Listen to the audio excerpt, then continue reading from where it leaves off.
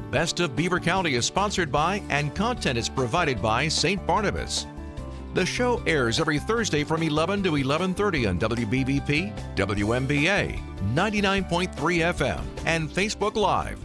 Now, with no further ado, let's welcome host Mike Romai to introduce today's program.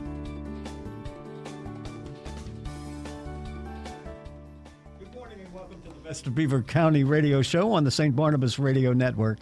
I'm Mike Romai. Since 1900 and counting, St. Barnabas has been caring for people in southwest Pennsylvania and now in Allegheny, Beaver, and Butler counties. A full continuum of care is offered to our residents and patients. Additionally, through our medical center, St. Barnabas provides a full dentistry, home health and home care, hospice and palliative care. As a leader in the healthcare industry, St. Barnabas continues to be focused on the needs of the community and our residents now and in the future. The St. Barnabas Health System offers solutions to healthy living by providing residents, patients, and our communities with opportunities to enhance their daily lives. To that end, the intent of our radio show is to introduce you to successful people who are having a positive impact in the greater Pittsburgh communities. Each month, we will bring you topics of interest to enlighten, entertain, and educate you as we look forward to having insightful conversations benefiting you and your family's well-being. And we're happy to have with us on the program this morning the Best of Beaver County, Amy Logan, and her son, Zach Logan, both RE/MAX Select Realtors. Good morning, and welcome to the show.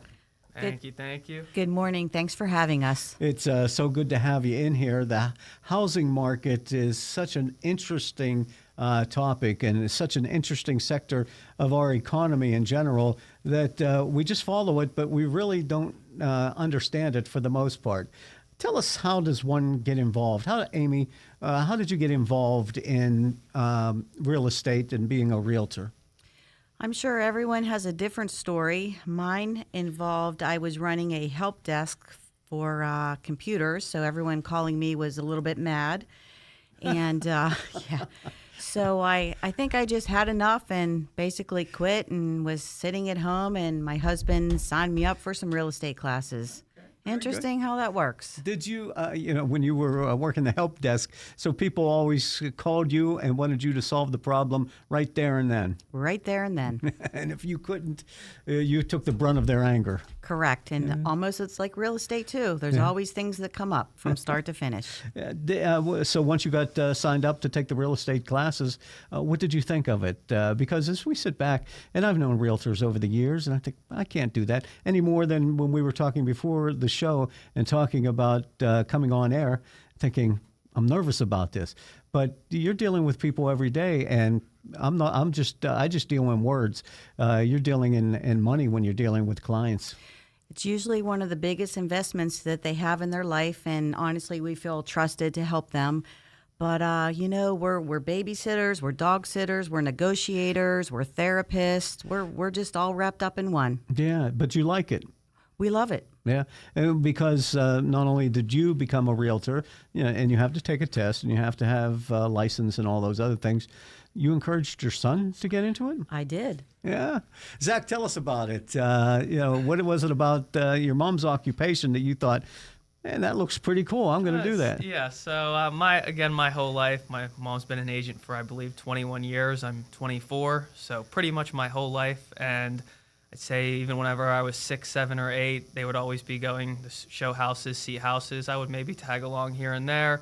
I always enjoyed it, and then every time I walked in the house, there was HGTV on with House Hunters or some type of flipping show or something like that, and I always enjoyed watching it my whole life. So always in the back of my head, I had an idea or kind of plan or something to possibly maybe get into it, and then now, here we are. After I graduated college, I decided to take my real estate classes, and I have my license now. So you could just throw that college education out the door, right? Maybe we'll use it one day, hopefully. Someday, yeah. Here's the interesting part of it is that we spoke about 20 minutes before we came on the air, and that young man never said a word. Correct. I couldn't tell whether he was going to be shy about this or but no. Look, we introduced him, and he goes all the way. Has a good voice too. You could do this business. as a matter of fact. Thank you. No, I have a face for radio. No, it's better than a face for. You look at the other two guys in the room and you say, "No, I'm better looking than those guys." You could do TV. Amy, what was it, and what is it that's so fulfilling about the job? Honestly, sitting at the closing table, whether I represent the seller or buyer or both, it's just a real piece of satisfaction. Everyone's so happy, so thankful. Yeah, and Zach, to get into it at such a young age, watching it, and it's funny you saying about those cable programs that it seems like everybody watches. When you got into the business, did you find it a lot different than you expected it to be? I don't know if I would say different, but it was definitely hard. I don't think if I didn't have a mentor, I don't know if I would be in the position I am now. I think it's really hard to get into, and yeah, I just think it's really hard to get into, and you really have to have the dedication and drive to do it. When you're watching those shows on television and then you deal with clients, people want to see a home wherever, and they expect it to be like what you see on those cable shows? If only that were the case and you showed 3 houses and they bought one, everybody would be happier. Yeah. What is it about that? Because you think that people see their dream home. They're finding their dream home, right? Or is it about a dream home, or is it about affordability for people? I would say it's probably both. I think the hard part with all those TV shows, because you look at them and every house looks beautiful and has the best finishes and they're gorgeous. I don't think that's real. Mm-hmm. That's the hard part. Yeah, and in terms of how they put those productions together, they're doing a lot of editing. You don't see all the work that's going into a home. I think that's why it's a reality show. Fake reality, huh? Not real life. Yeah. And Remax Select, you're located in Monaca Center area? Yep. Our company has about 13 offices scattered throughout the Pittsburgh area. I work out of the Center Township office in Beaver County. Is it a competitive business to be in? I would have to say so. I would say so, absolutely. Yeah. I think when I started, maybe there were 3,500 agents. Maybe not even that much. I think there's more like 8,500 agents in the West Penn multi-list. Mm-hmm. That's a lot of people. Yeah. And you're licensed for the entire state? You can sell houses state. anywhere in the state? Right. Both of you? Yes. Okay. And so do you ever get calls from Philadelphia or any other parts of the... Most of the calls we get is normally from like the East Palestine, Ohio area. And we really can't do much to help. We can just refer another agent from that area that can work in Ohio. Okay. What is that like? Because since the train derailment, of course, we've heard of people wanting to get out of East Palestine so that they can get some kind of return on their investment.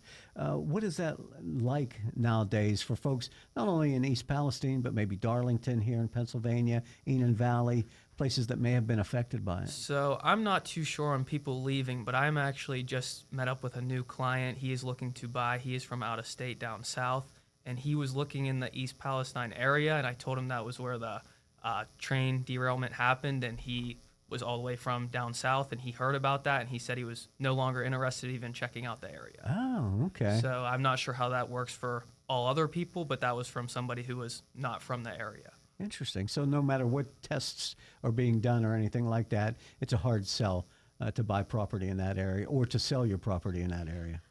Yeah. Not 100% positive. Yeah.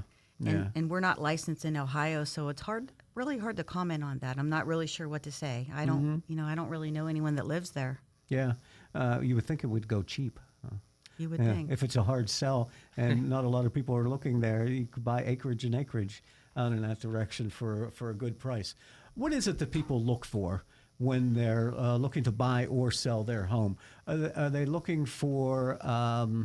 Move-in ready. Move-in ready, okay. Move-in ready. Okay. People will pay top dollar for move-in ready. I also think it depends on where they are in the time of their life. Are they young family where they need extra bedrooms? Are they looking to downsize where they want a ranch with a little bit less space? Mm-hmm. And do they want, when you talk about space, because in a lot of our communities, old mill towns and the like, the houses were built close together, old stock, I think, is what it's referred to as. Are more people looking to move out into the cul-de-sac areas where they're able to build, and developers are building in those areas? I wish there were more building in this area. I think that's a struggle right now with inventory. There's not a lot of choices. Let's talk about inventory, because the interesting things that you mentioned and the terminology that you use in the real estate business. Inventory is one of them. How many homes are available out there? How has that changed over the years that you've been a realtor? Well, back in 2013, the number of new listings was about 2,300. And so far this year through August, it's only been 1,300. That's a struggle. We have our inventory just going down and down, and not a lot of new listings, which probably in turn is driving up the house prices. So if anyone's out there listening, we need inventory. Yeah. You know, maybe if we could build a nice plan with some patio homes. And that's the type of thing people are looking for. I think a lot of the, I don't want to say older because that'd be me, one of the mid-level or mid-age people are looking to downsize. There's just not a big choice to go to. Yeah, legacy homes that have been in families for years. Not much attraction to those anymore. People want new stock. I would say both, but as long as it's move-in ready, they'll pay. Yeah, and you find that for the younger buyers as well?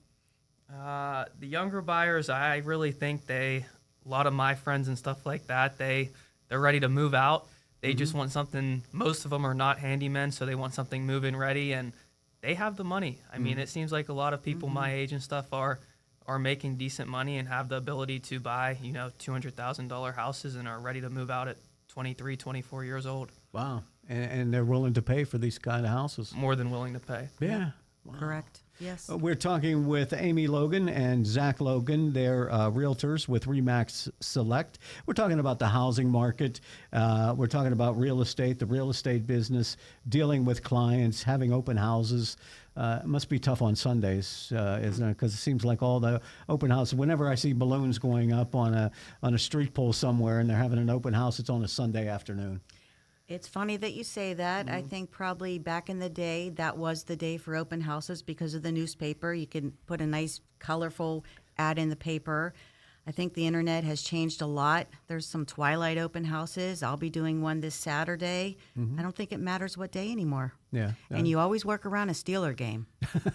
And the availability for the client, because they're probably working, so they have to adjust their schedule, or you have to adjust your schedule to them. Especially considering that a lot of people work from home nowadays. Yeah. Is that something they're looking for in real estate nowadays as well, to have a place to have an office in a home? 100%. Yeah. Okay. Interesting. There's so many questions. What is the average price of a home in 2023 in Beaver County? So the average sold price of a home up through August of this year is about $207,000. Back in 2022, throughout the year, it was $205,000. The year before, $197,000. So it has increased every year. I brought stats for the last 10 years. On average, it's about 3% per year. Yeah. But the average now is $207,000. Through August, correct. Through August of this year. And but you're talking about the inventory, and the inventory is still low, so that means the price is going to stay or remain high? I think they're pretty high right now for Beaver County, the highest they've ever been. Maybe a few here and there might come down. Yeah. $207,000 average. Average. Back in 2013, it was $140,000. Okay. Well, we have to pay some bills here, so we're going to do that. Amy and Zach Logan are our guests. We'll continue on the Best of Beaver County Radio show on the St. Barnabas Radio Network. Oh my goodness, Amy, it's so good to see you. Jennifer, how are you? I'm fine. How are you? Is your mom doing any better? Thank you for asking. I don't know if I can answer without being emotional. I'm sorry. I'm just tired and worried. I can't always be there for her, and it's so stressful. I really understand. That's how I was with my dad. I'd recommend calling St. Barnabas. We did. We started with just having them come in for home care. He was so excited to see them show up. And when he needed more, we were able to move him in at Beaver Meadows, where he still has his own home-like space and excellent care. Thanks for telling me that. I don't even know how to start, but I have to do something. Oh, you can just give St. Barnabas a call. They have directors that can explain how it all works. Trust me, you'll feel so much better, and so will your mom. I'm so glad I ran into you. Visit stbarnabashealthsystem.com or call 724-443-0700 for care apart from the ordinary. The real estate world is what we're talking about on the Best of Beaver County on the St. Barnabas Radio Network. Our guests are realtors Amy and Zach Logan, a mother and son duo. Amy got into it first. Zach said, that's pretty good. Looks like a pretty nice field to be in. They work for Remax Select in Monaca, the Center Township area. We just found out that the average price of a home being bought in 2023 up to August of this year was $207,000. A couple of years ago it was $197,000 for the average. So obviously there are prices below, properties below and higher than that. With the housing market as it is, Zach, the idea that the prices have continued to go up, are people more or less reluctant to sell their homes? If you're telling me it's $207,000 is the average, then I might be able to get a good price for my house. I think it just depends on the person. If they really love their home, they're not going to want to leave, because a lot of people understand it's hard to find a move-in ready home that you fall in love with. But the money's right. I mean, you might just do it. It just depends. What are your thoughts on that? I agree. I think the bigger question is, where would they go? I've heard people say that too. That's the hard part. Yeah, I'd like to sell my house, but I have to get another one before I can sell mine. Right. So there's all kind of different mortgages out there. Something that I think was pretty popular back in the day, went away, it's back now, is what's called a bridge loan. You can take the equity out of your existing home, buy a new home without making a contingent offer to sell it.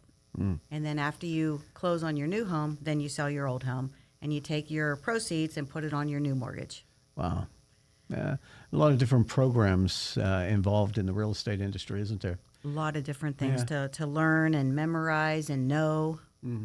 And there are people who lived through the housing bubble back in, I think it was 2008. I think that's when the housing bubble burst. I was there. I really think that Beaver County didn't really have that housing bubble. We didn't have that crash afterwards. We were pretty steady. I think we were pretty lucky. Yeah. And are there too many regulations involved in the real estate industry today? Does the government, whether it's Pennsylvania or the entire country, get involved and make it cost prohibitive for somebody to want to buy or sell their home? Because you talk about the interest rates, and the interest rates have gone up. I think we talked off the air. We're 3% in, 2021? 2021, 2022, yep. And up to 7% now. Correct. There's a lot of government regulations in real estate, whether it's the National Association of Realtors, Pennsylvania Association of Realtors, and even locally, a lot of government involvement in mortgages, just making sure things are done the right way, especially after that housing crash about 10-ish, 12-ish years ago. Yeah. And in terms of what people are looking for today, you've both mentioned that it's ready to move in. People want to be able to pack up the U-Haul and be able to move into the home. How realistic is that in today's market? I would say it's pretty realistic, but you'll pay for it. Yeah.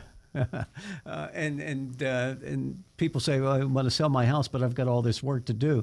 They may have wasted a decade or more living like this, but now they want to sell the house, and so they've got to throw some money into it to make it affordable. That is a true statement. I think that's something Zach and I are pretty good at. We can walk in a house and give you some general ideas on what you can do to get that house moving ready to get you top dollar. And in terms of the market now, talk about some of the numbers that you're dealing with when you're talking with your clients, the folks who are out there looking to buy or sell their homes. We talk about the interest rates, and you can't do anything about the interest rates. That comes from the federal government. Correct. So usually we like to have consultations where we sit down and talk. So if it's a buyer, we kind of go through what happens from start to finish, including getting that pre-approval to know what a buyer's purchasing power is. On the flip side, if you're speaking with sellers, we walk through the house and point out things that they could do to increase the value. You know, paint and carpet make a big difference, but it's not cheap to paint and carpet. You know, nothing's cheap anymore, Right. but it makes a whole world of difference. Yeah. Pet-friendly, people who are upwards of 50 years old looking for something different than a younger family moving in. That is so true. Yep. And we understand that Beaver County has gotten older over the past few years. It's an older population. No matter what figures you're looking at, we're probably second to St. Petersburg, Florida, or places like that. How does that affect the market? The hard part is there's nowhere for anyone to go. Somebody needs to build more housing, senior friendly. A lot of times sellers, because they don't have anywhere to go, they just want to stay in their houses forever. A lot of times when that happens, the house maybe has lots of deferred maintenance. Yeah, and when you talk about the type of properties that they're looking for, what is the person who is in their 50s or closer to retirement? What kind of properties are they looking for? Ranches. Yeah. A lot of people, it seems like, are looking for places that just don't have many steps, and they're watching out for their knees for when they get older.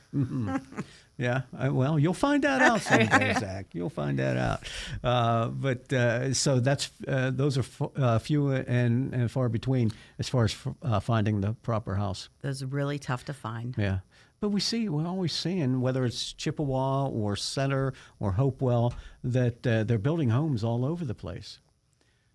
Not enough. Not enough. Not enough. It's amazing to think about that there are so many people out there looking to make the move.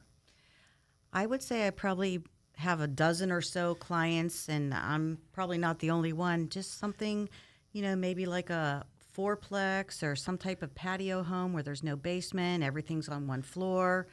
Just something like that is needed. Wow. Okay. And what are the younger people looking for? What's the younger buyer? If we're talking about $207,000 on the average, but Zach, you had said earlier that people who are making good money and working and looking for something. What are they looking for? I think it's just they don't really care what they're looking for. They just want something move-in ready. I think the biggest thing is a lot of people my age too are not handyman. They don't want to come home from a 9-to-5 job and have to paint or do anything, and they just want to sit down, relax, cook some food, watch some TV, and hang out, and they just really don't want to do any labor work or anything like that. They just want to relax after their day is over. We're a transient society nowadays, more so than ever before, where, as you talk about, they don't want to deal with the handyman kind of stuff. They want it all fixed and ready to just move in. And once it gets older and they get older, are they, in a sense, willing to just walk away from it and go buy something else?